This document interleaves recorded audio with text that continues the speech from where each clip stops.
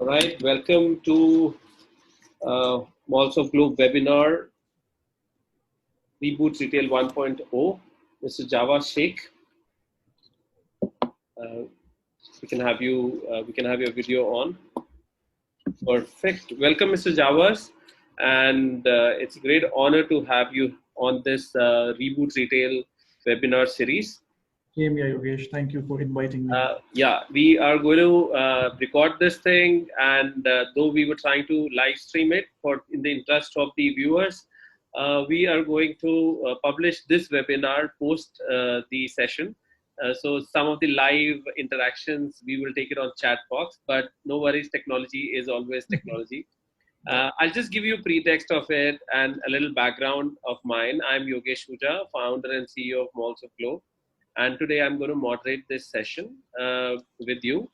And Malls of Globe was established in 2018 to bring the digital transformation in physical retail. We have digitized over 370 plus malls in over 8 countries with 40,000 retail touchpoints. More information is available on mallsofglobe.com. And today we have Mr. Jawaaz Sheikh, a retail industry expert associated with one of the largest retail organizations, Inorbit Malls, one of my favorites, whenever I'm in Mumbai or Bangalore. As a center head of Inorbit Malls, Bangalore, I'm sure we are going to gain a lot of amazing insights and understanding in the evolving consumer behavior and how to win them back in this pandemic hit world. So before I discuss with you, Mr. Jawaaz, I'll just give an understanding that why we started, and this is the episode 5. This webinar series is, mainly focused to let retailers understand the new normal situation and hear it from the right people from the industry who are solving this problem. So you being one of them, and we would like to discuss the major theme of this webinar, which is focused into the current challenges in the physical retail, new strategies for the offline retailers, and what tech adoption or disruption that retail is getting. So we are going to work on this. And without wasting any time and coming directly to the stuff and your knowledge, I would like to come on the first question that, what are the key challenges? You are a mall, I would say that you are from the mall developer side, and you understand the pain of a real estate as well as the pain of retailer. So what is the challenge that you feel is right now, cropping up, or, both the sides are facing? Right, Yogesh. So the problem or the challenges is for everyone to see. It's just the pandemic. We had lockdowns, 4 months wiped off from the calendar year. People still sensitive enough or tentative enough to venture out, whether it's safe, whether it's risky. A lot of news around in terms of safety, in terms of precautions, and somewhere down the line, the need to shop, the need to spend is somewhere on the back burner right now, or was on the back burner. So we started after the lockdown, we started in the month of June 2008. And we were quite wondering if opening up was the right move, because we could hardly see any customers coming in. Retailers were also trying to figure out as to how we would reach to customers. Yeah, that gave birth to WhatsApp calling or WhatsApp shopping, a mechanism where the customers were called up on WhatsApp. They were shown the merchandises and same day delivery options. Yeah, so the need arose when there were no customers in the mall, and we had to strike a sale. And so these are all developments which we did not see as late as February 2020. And in June 2020, we have a solution which is called WhatsApp shopping. There's one more which is called a slot booking, right? So you can for customers, consumers who are very cautious, would reserve a slot so that they have exclusive access to a specific store. And so the distancing is taken care of. Whatever requirements they have can be prepared in advance, so that their actual time in the mall or in the store is quite limited, which actually takes care or mitigates the risk of catching an infection. So all these put together, is what the sentiment was or is.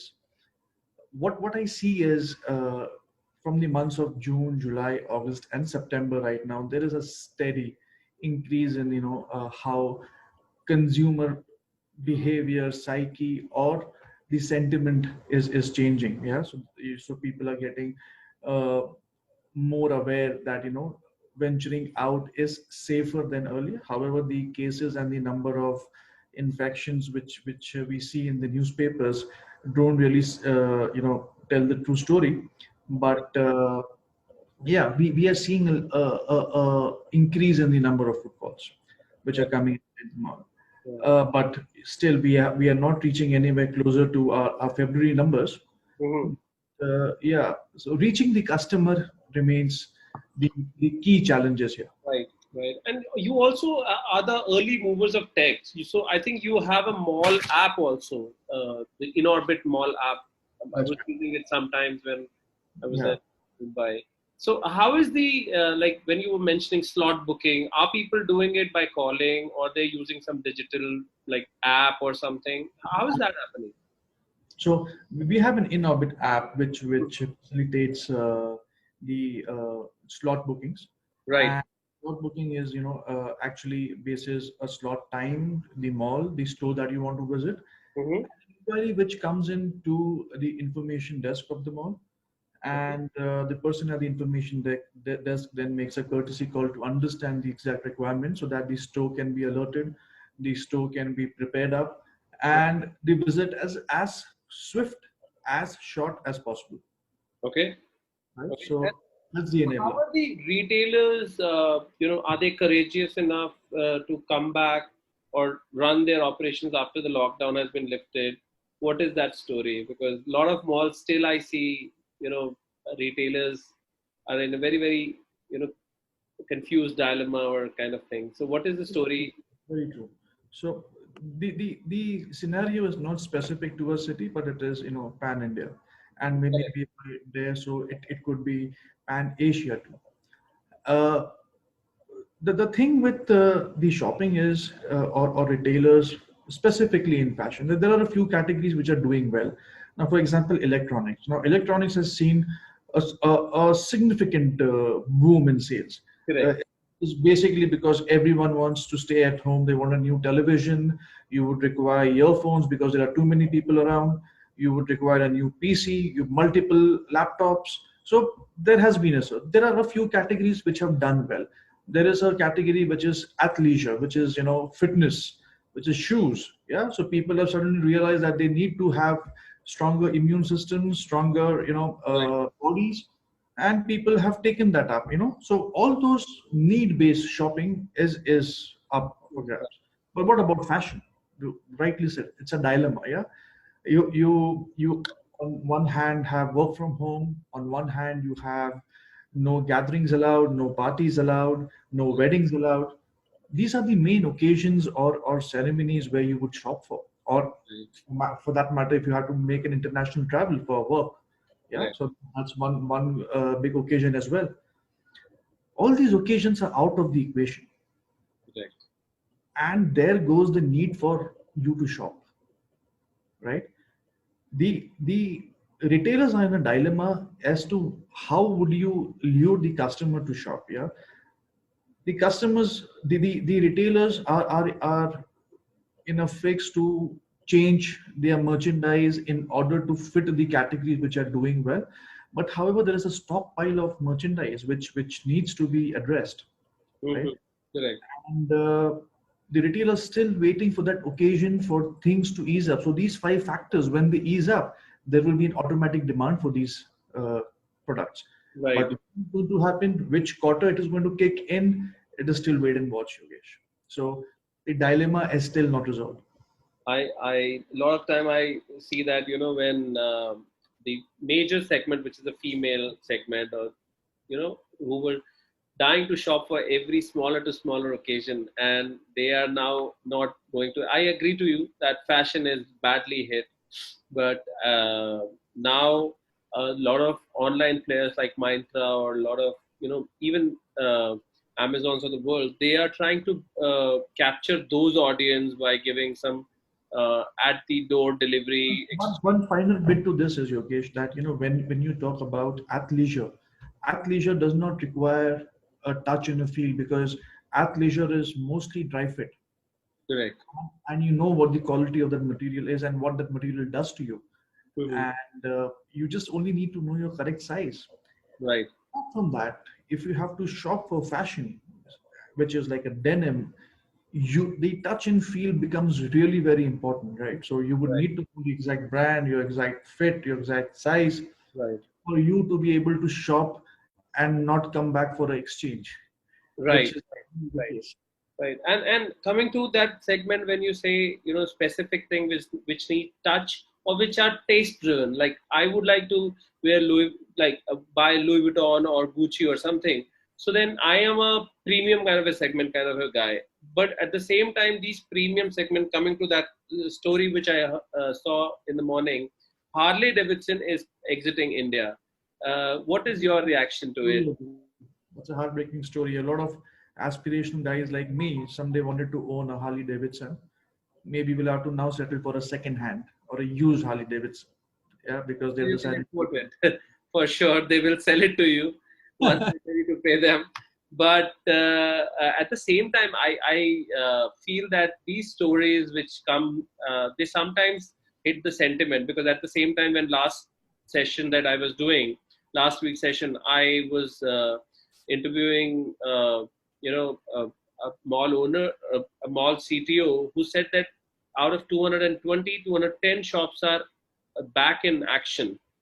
So I see positivity also happening. But when I see Harley Davidson stating that they're going to exit India because this is what they're restructuring their organization, I know every brand can do that, and we Yeah, should not pinpoint. But right. what is your reaction to such kind of stories? Yogesh, there are multiple things to a big giant moving out of India, right? And India being a market which is purely aspirational, and it's a large segment of it which is aspirational, including me. Yeah, I also dreamed of owning a Harley Davidson maybe sometime in the future. Aspiration. I think this pandemic has done is it has taken away a few quarters. So when I'm talking about quarters, I'm talking quarters in multiples of four, right? And the basic sentiment is now about surviving, conserving, not knowing what's going to happen in the future. The vaccine news is not out. There are constant news of job losses, pay cuts, uh, and the sentiment is not very good in terms of money in people's pocket. Yeah, Right, so the aspirational spend, the aspirational purchase, is then pushed back. right. And when it is pushed back, companies take a note, and maybe that's what prompted them to leave. But I'm not closing those doors again, for good. Maybe time in the future, they might want to come back again. So, And yeah, so see, there was a time when even pre-COVID, when the war was a lot of, like, almost 5 8 years back, when a lot of news, people were reporting that online and offline there is a battle, and then JC Penney, Macy's of the world, so they were shutting down their stores in US. I was reading it out, and I was saying that there is a change that will happen, no matter what is the reason for it. So COVID could be one reason for it, but the important point is that how we bounce back, how we revive out of it. So what strategies are failing, and what is the remedy according to you? Because you are in a chair which has to take decisions every day to make sure that things go right as we move forward. So Yogesh, you brought up a very interesting example of US, and the US has a different take or a sentiment towards malls as compared to countries in the Middle East or India, I would say. Uh, Malls are culturally binded into the way of life in the country, right? Now, malls are a getaway for the weekends. Malls are the places to hang out. Uh, Unlike in the US, where you have parks and you have standalone coffee shops, malls become integral part because of the space crunch in smaller cities, bigger cities, city like Mumbai. You know, malls are very integral, and malls are not going anywhere. If I read this correctly, and it's only about time when the consumers feel confident that going out to public spaces is safe, and wherever they go they don't get infected and they don't infect their near and dear ones. That's a major worry. Until and unless that worry is addressed, there will be concern throughout. There will be concern in the travel industry, there will be concern in the mall industry. All industries will be impacted, not just us. And Right. it is just about time that we get what we need to get in terms of the vaccine. We at the same time ensure that the malls maintain the highest standards of hygiene, the highest standards Right. of sanitization, and to just put on record, the Shopping Centers Association of India, which we are also part of, has put submissions to the government of India in terms of what protocols that we would follow and ensure that the malls in the country would follow a specific regime, routine, and protocol. And I think from the June of 8th, since the time that we have opened up, yeah, malls have continued to showcase to each and every consumer that how safe it is. So I don't think any consumer who has visited any mall in the country would have come back and said, it's not a place to be, which shows in the numbers. The numbers have just increased month on month, which means the word of mouth is spread that I've been to a mall, the mall looks fine, and I have also returned safe, right? So earlier we didn't see the elderly and the kids coming out. Going out and then confirming yourself that, oh, you've got safe back. We I got can completely understand this sentiment. the distinct change in pattern was, that the initial months of June and July, I could only see two-wheelers coming inside the mall. Now, what that it says is that people were traveling solo or in doubles, Right. which everyone had a pre-described list that they had to, shop. Right. It was more of focus shopping, Right. and a husband was shopping for a wife, or Right. maybe a wife was shopping for the kids and the husband, and it was only one person out of the house at a time Right. Right. from the entire family. Right. So come August and come September, now we see a lot of cars coming in, which means the children are in tow, Right. elderlies are in tow, Right. which means that the test which we had to pass in the months of June and July, Mhm. confirming that it is a safe place, Mhm. we have passed those tests. Mhm. And people who had come in singles and doubles are now getting their children and the elderlies inside the malls, so that they also have some fresh air, and Right. they also have some shopping experience. However, the dwell time, or the time inside the mall, is still very limited. Right. My food courts are still not occupied as it used to be earlier. But Right. however, we can understand the sentiment, Right. and it's only some time. So the F&B sector is again one sector which is hit really badly. Right. There is one technology disruption that we have done here in terms of how things will now move, is a way of contactless dining. Uh, Is Contactless. dining. So Oh. earlier the behavior pattern was, if you would go inside the mall, you would go to a counter, maybe there will be multiple people standing there, and you wait Right. for your turn to place your order, Right. and again wait your turn to receive the order, Right. right? So we have cut all these wait times. So you just have to scan a QR code. The entire food counters are available on a tile format, Okay. and you select the favorite counter that you want to place your order, or multiple counters. You place your order, you do a transaction, and wait for the beep, which means your order is ready and now you can go and collect. So that your distancing is maintained. You are occupied at a seat, Right. and it is contactless as far as possible till the time you touch the tray. Right. Right. This brings me to an amazing part, and that when you're saying consumer behavior, you are now giving them QR code to scan and then order them, and then you're also saying that footfall is reviving. That means now more people are coming in So as we go forward, you are putting this point that technology is going to help retailers to fight, because today it is corona, tomorrow it could be any other health stuff coming up. So I think now everybody in the world understands that we need to be ready as we move forward and live with this thing. So how technology, this one example is very good. How more it can add value, and what things that as a a mall guy, you think that this should also be there. I can answer it very briefly. Okay, I'll go back to the month of May Okay. when we were actually starting the mall up, and we had to plan up things in terms of seeing how the customer or the consumer would have to have absolutely contactless experience, and the only thing that we could fall back was on technology, on getting digital, on providing a interface on a user's phone. That is how you would get contactless. Right. So the examples start right from my mall parking, right? So earlier we used to do a transaction of a receipt and a cash, which was contact. Now it's a scan of a QR code, and the transaction is through the user's handheld device, Hmm.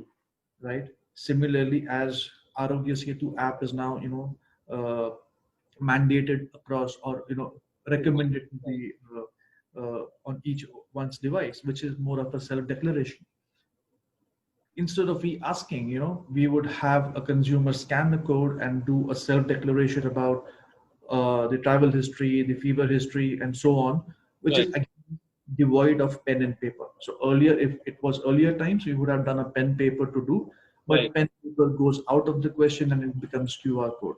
Correct. Also, from the technology perspective, when we used to do pen and paper, there used to be a lot of time consuming activity in terms of collating the data. Hmm. With this QR, you get the data at a push of a button, right? So details of how the customers have come in, Hmm. if everyone's declared themselves safe and unfit, and if there isn't an anomaly in that case, so it's good to filter. So that's become easier for an administrator. And as you walk across the mall, right up till the retail store, the only thing that one can fall back on is digital. Right. We can digitize. I'm sure you would have seen a few videos where even people using toothpicks to press the calling button of the lift. Yeah, so Right. that we thought was very elementary, right? But there is a QR code again. You could Okay. scan the QR code. You could the panel will open on your cell phone. You could select the button of which flow you want to go in, and it's contactless there again. Right. Right. So That's it's a big pretty thing. much each and every step inside the mall is digital or can be digitized. Right. That's a big takeaway for the session, because I was thinking that yes, in F&B, food courts, a lot of people have been doing QR code, and I see that this is pretty much there. But when we talk about Lyft, this is new to me, and this could actually set a path to purchase also. Like when a shopper is inside the mall, I can say that these QR based interactions can actually make life easier, because this is contactless, and then this also takes care of those engagement points which are consumer. So I would say that the area where we started, the consumer behavior, will now be on your fingertips. So Correct. how do you think that this consumer behavior you are going to utilize yourself and for your retailers in the coming days? So all of it is out there, So each and every mall across the country is utilizing uh, digital platforms in some way or the other, right? Eh, I would not say that everyone's using everything. So Correct. it's about learning and picking up the right tools which fit best for your mall, best for your store, and moving forward. And I think we are still in this learning stage in terms of what suits best, right? True. I think it's too early, because I think a lot of retailers in India and malls in India were quite agile to the fact of WhatsApp calling, and it got implemented at each and every store on day one. Right. Right. So agility is there in terms of what needs to be adapted, what can be executed, and these are all large scale operations, and not specific to a a certain mall or certain area, and learning will come across its No, way. I remember in very early sessions when I was interviewing one of the retail stalwart, he said that people are now selling on YouTube. They are showing their live YouTube streams, and then below that stream, people are placing an order, and it's saying, five stocks there, and then it says, okay, four I gone, would, one left. correct, Yogesh. I would also link it again to the slot booking, Right, right? So what you can do is you can book the slot. Now right, this is physical visit to the mall, right? If you right. don't do a physical visit to a mall, you have booked a slot. Mhm. You choose your platform where you want to view the store. Mhm. There will be a advisor who will take you through the entire store. Correct, correct, correct. So it has got a digital link. It has also got a physical link. Correct, correct. I think This fantastic. It brings us to the end of this 30-minute session that we do wow, every it week. just went through like a breeze. And yeah, and we are so happy that this entire conversations and learning, because the QR story and this what we have learned, these are big takeaways, because how to implement it, what to do these things. Since we were not live today, but we were recording it, so sorry to the viewers who are like desperately waiting every week, but no worries. I really wish that as we move forward to the next series where we would be doing, more of, multiple people on one session, I would love to have you back on that session and we will learn more. And I really wish a fast recovery of the retail, and let's hope that I'm everybody. all wishing for a happy Dasera to everyone, and a prosperous one that for retail. Fantastic. Thank you, everyone. And thanks, Mr. Jawaaz. Thank you, everyone.